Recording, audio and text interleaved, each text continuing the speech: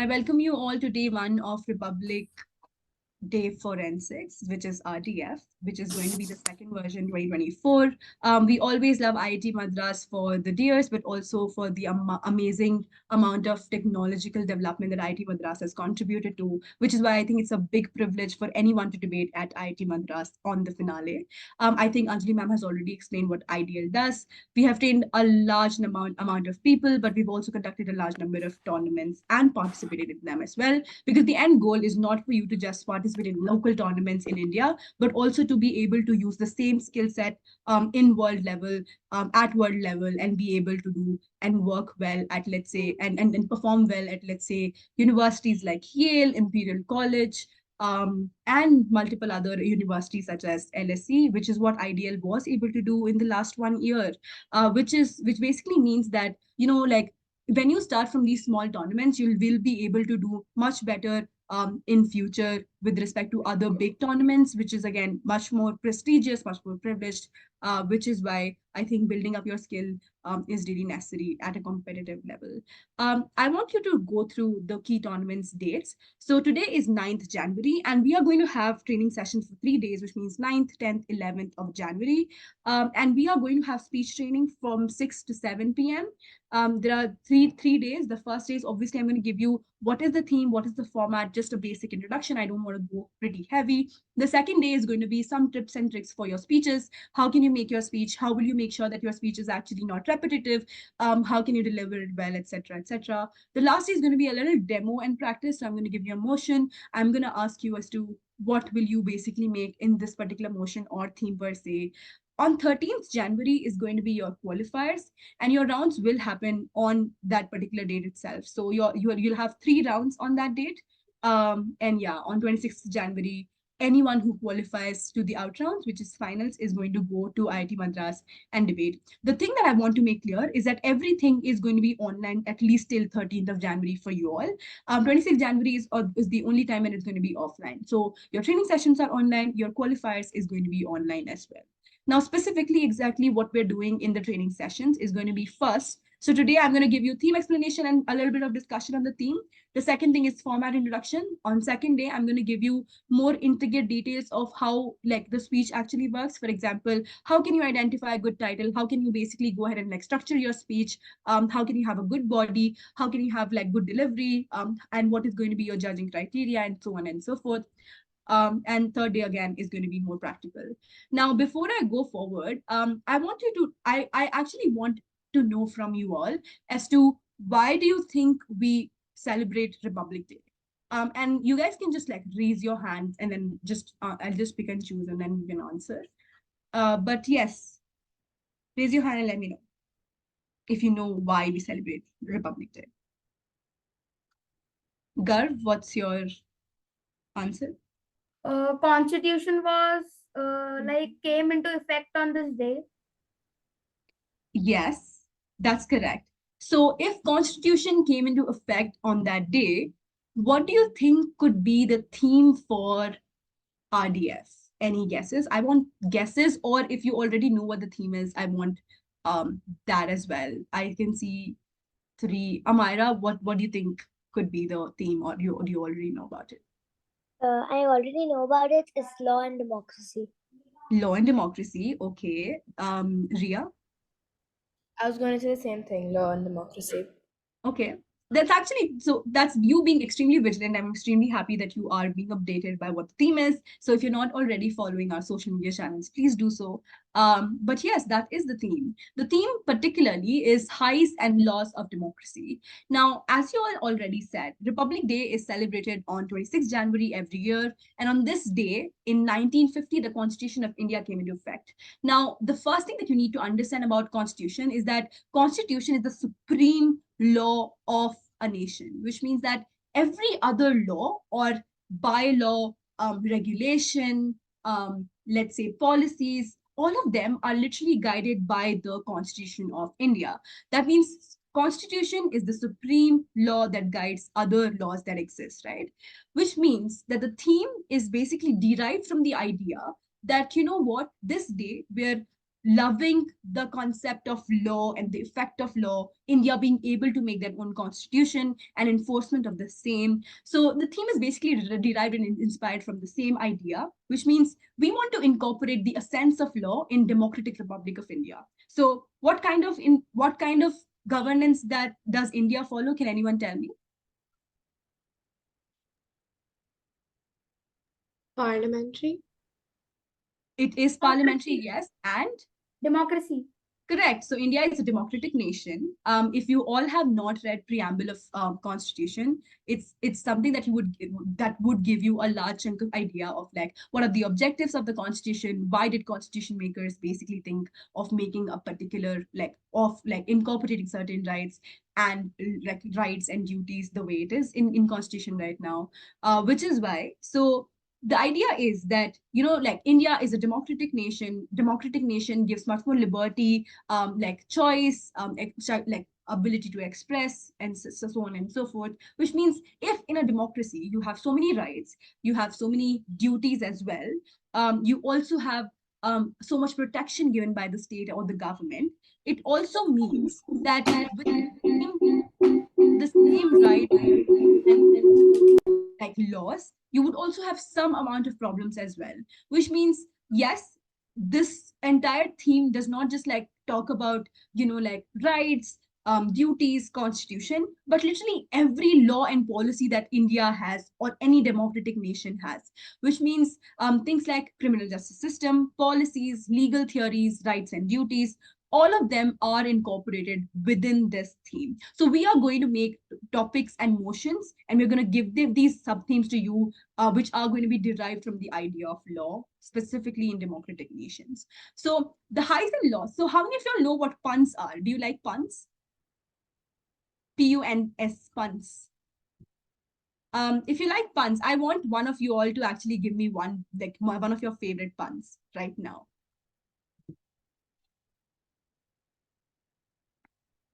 Saket, Ram, yes.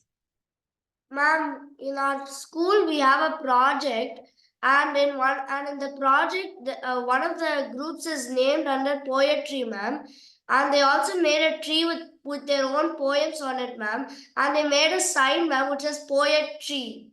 Oh my god, that's nice. Any other puns? Can anyone else also share what pun, like any favorite puns or like pun jokes?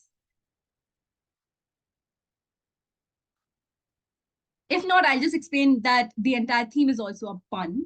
So highs and lows of democracy is basically, obviously, when you see highs, you're obviously like expecting lows, which means the first connotation of this theme is to say, yes, law basically protects you, but there are also certain challenges that you have to face in a democratic nation with respect to implementation of laws, making laws, designing laws. For example, do you see like so many parliamentary debates happening regarding amendments to like a large chunk of like laws, legislations? Do you also see like protests of a large chunk of Indians, let's say, against a particular kind of policy? There have been farmers protests, there have been like protests against CAA, and so on and so forth, right? So what ends up happening is that yes, law is to protect people, but oftentimes people don't want such laws to be implemented in the first place. So that's highs and lows of democracy. But the second part is highs and lows of democracy basically means everything and anything about law in democratic nations. So two things. And most importantly, one, what are the challenges that people face?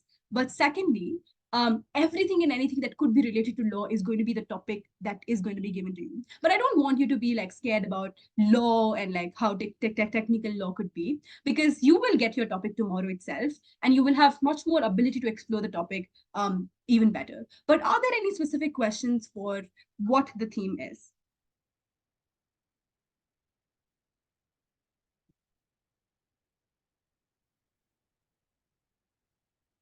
Yes, Ria.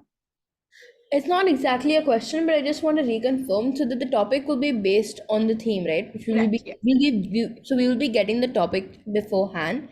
Yes. And I have one more question. Since there are 3 rounds, will we be getting 3 different topics, or is it the same topic for all 3? No, so we will use the exact same guidelines and regulations that forensics in US follow. So we will have the same topic for all 3 rounds. The only difference is going to be you'll be judged by different judges, which makes it equitable for you to be, marked fairly as much as possible. Thank you. Okay, Siddhant. Yeah, how much time do we get to prepare for each round? Okay. I mean, the idea is that tomorrow you will get your topic. So you have time till 13th of January. So that much time. Oh, okay, thank you. Yeah. All right. Any other questions then? Yes, Shivika. Do we speak for and against both? So this is not a debate topic, which is why you don't have to speak for and against. I'll actually specifically tell you what original oratory is for your answer to be for your question to be answered. But Okay. specifically, is there any issue with the theme? So idea is that this is the theme. All the topics that we're going to give you are going to be derived from this theme, which means this theme remains the same till 26th of January. Okay, ma'am. Okay, let's move forward then. So this is the format that is going to be merged with dramatic adaptation, impromptu speaking, and slam poetry. So we don't have slam poetry, dramatic adaptation, and impromptu speaking anymore. We will have only original oratory. Having that said, what is original oratory? I want you to understand 2 things from the 2 words that are there in original oratory. Original means that it's something that you have originally written by yourself and it's not taken from someone else, or as opposed to declamation per se, because in declamation you quote somebody else, you take paragraphs and the entire speech from somebody else who has already given that speech. But original oratory is something that is written by you as a speaker, completely formed by you, which is why the idea of like writing is something that is going to be checked here. So original, that means something that is inherently written by you. Oratory basically means it's a format which is a public speaking format, which means 2 things are going to be really important here. 1, your identification of the topic itself, and 2, your delivery of the topic, which means the ability for you to convince your audience, or your ability to convince and raise awareness in front of your listeners, is going to be the most important way how people are like how judges are going to judge you. So the first one is original oratory. So the way how original oratory works is that you will be given a sub theme. Now, under that sub theme, there are going to be multiple issues, multiple problems, multiple topics under that sub theme, which we are not going to give you, but we will give you a hint of those multiple topics. You can choose either of those topics by yourself, identify that topic and title for yourself, and then deliver a speech. Now, that basically means you have full liberty to choose any topic out of your own choice, and then go ahead and tell as to why that's the most important topic and why you've chosen that topic in the first place. For example, let's say if the sub theme that is given to me is about challenges in Indian courts, I could literally take the topic of, let's say, overburdening of cases in courts, right? So this could be like there are backlogs of cases, why that's an issue, and then I can give you a full statistic of like, these many number of cases exist in India, and then I can go on about telling as to why that's a big problem and how it's hampering the idea of justice. So this was just an example of if the sub theme is challenges faced by Indian courts, I can just come up with one challenge and then I can give you a full speech on that challenge. Now, a couple of things that you need to remember with this particular thing is 1, you need to tell and persuade the audience as to why this particular challenge or this particular topic that you've chosen is the most important and topic of significance. The second thing is that particular topic probably isn't something that people are already aware of, which means that you are creating that awareness for the people and you're telling them that, listen, this is the society, this is a big issue of concern and we need to give some attention to it, probably try to like solve it, and how can we solve it in the first place. So the idea is you identify an issue or problem, you tell the people about the problem, and then you also propose as to how you can solve the problem and how we can call for action in the first place. So you're basically the one expressing your own opinion. You're also going ahead with convincing as to how we can change that, change the entire thing about that topic. Now, Devansh, that's a very good question. The reason as to why we're not having slam poetry is because slam poetry isn't something that is being participated a lot by a large chunk of people, but B, it's also not something which is internationally recognized in forensics, which is why we're merging it with original oratory. Now, okay, if no questions are there for what original oratory is, are there any questions on what original oratory is?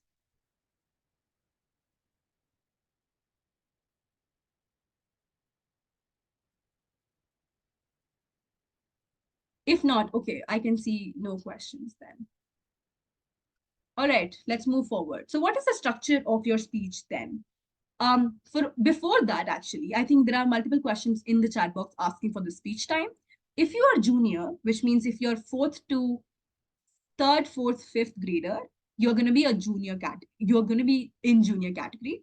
If you're sixth, seventh, or eighth, you're going to be in middle category. If you're in 9th, 10th, 11th, and 12th, you'll be in senior category. Based on which your speech time is being given to you. Junior, it's going to be 3 minutes. Middle, it's going to be 4 minutes. And seniors, it's going to be 6 minutes. I hope that's clear. Moving forward, the structure of your speech. First, introduction. Second, context. Third, body. Fourth, anecdotes and personal touch. Lastly, conclusion and closing statement.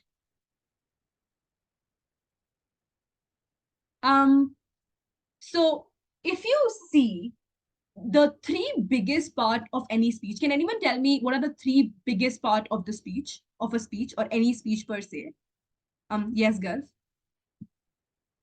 I think introduction, context, and body. Introduction, context and body. You're right with two of your components, Shri.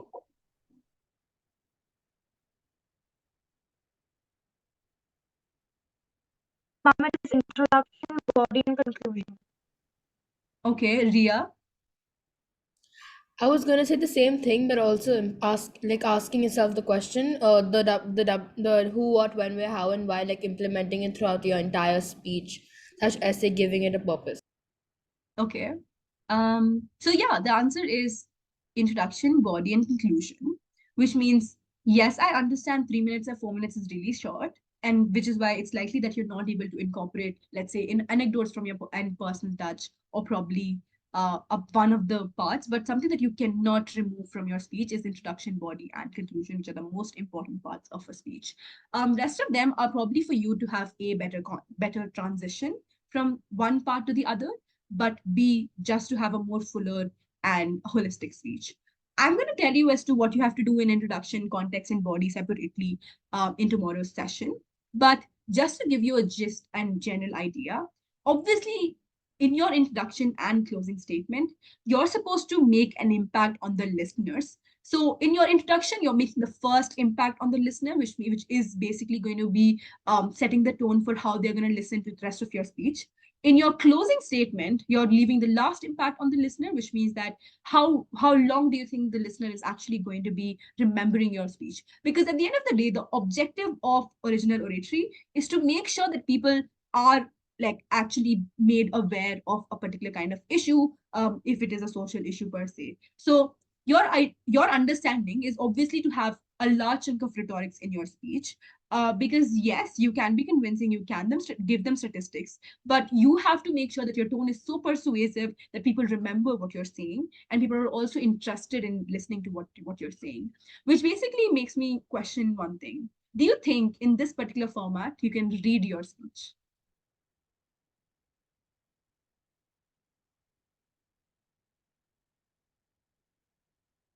Tell me. Somebody says no. Any other answers? No. Yes. Why do you say we can't read? Because if the objective is to make sure that you're persuading people, have you seen a politician? So what's going to be more effective? A politician making a speech, making full eye contact and voice modulation with the public, or a politician who is reading the entirety of the speech? Obviously, the one who is making eye contact, is having voice modulation, is using rhetorics, which is why the best form of original oratory is when you do not look at paper at all. So mannerism is going to be a big part of original oratory.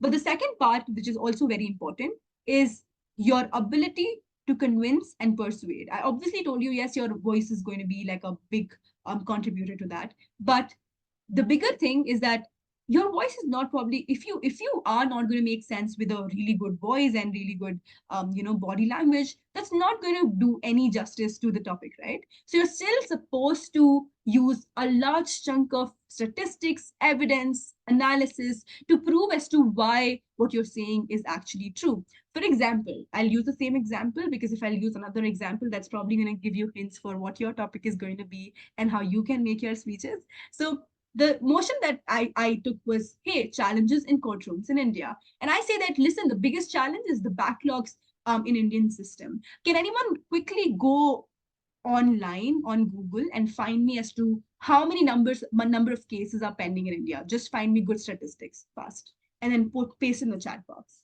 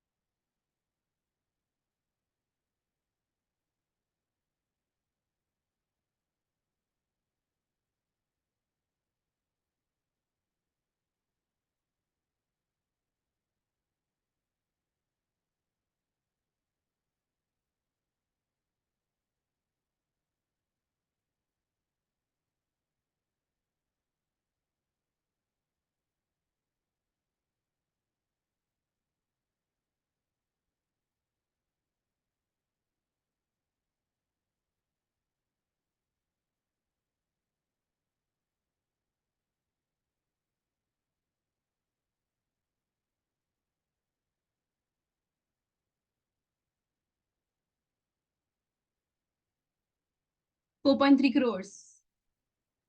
I can see 60.9 lakhs by some people and 4.3 crore by some. Can you also tell me as to 85% cases? Good. Great. Okay. Wonderful. So this is a very compelling statistic for me to know as to why justice is delayed in India. So can anyone also find me, let's say, statistics which prove that these many cases are running for, let's say, more than the amount of time they should actually run for? So delayed cases in India.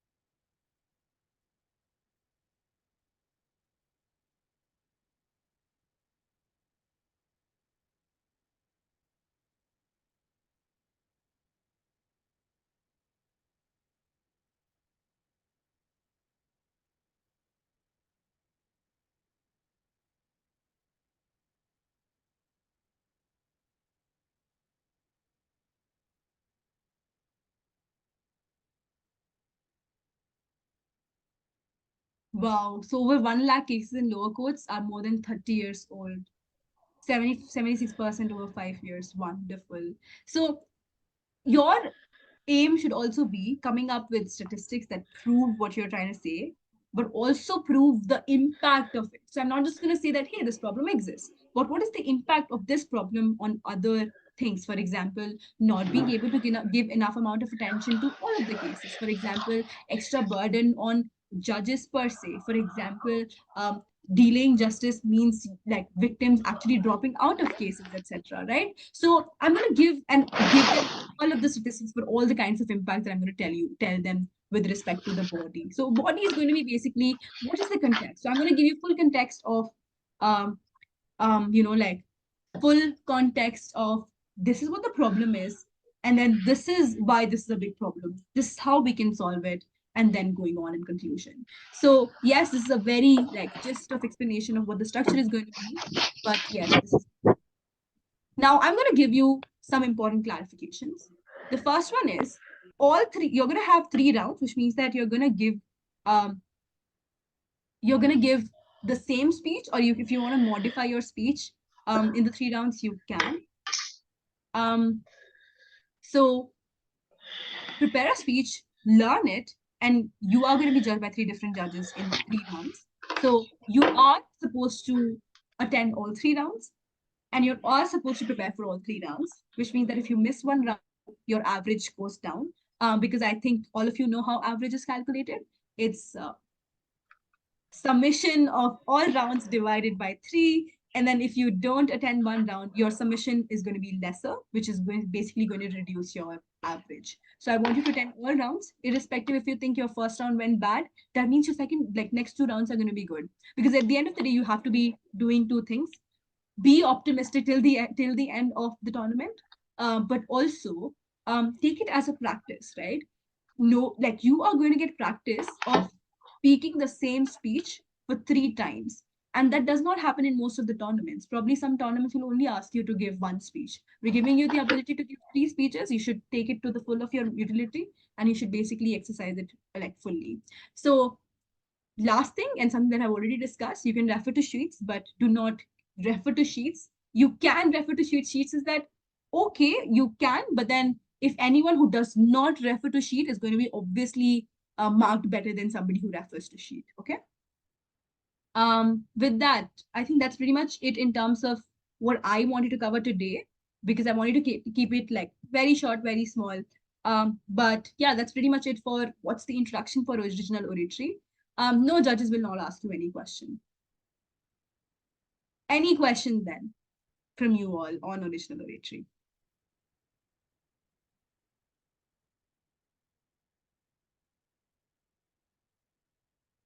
Yes, Mary?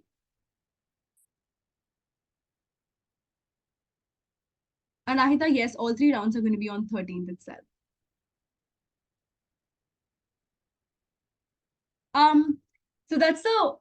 So we are still driving registration, which means that yes, we have the first qualifiers on 13th, but we also have another qualifiers on 21st. The registration for that is still open, which is why I can't give you of how many number of people are going to qualify. We always make it proportionate.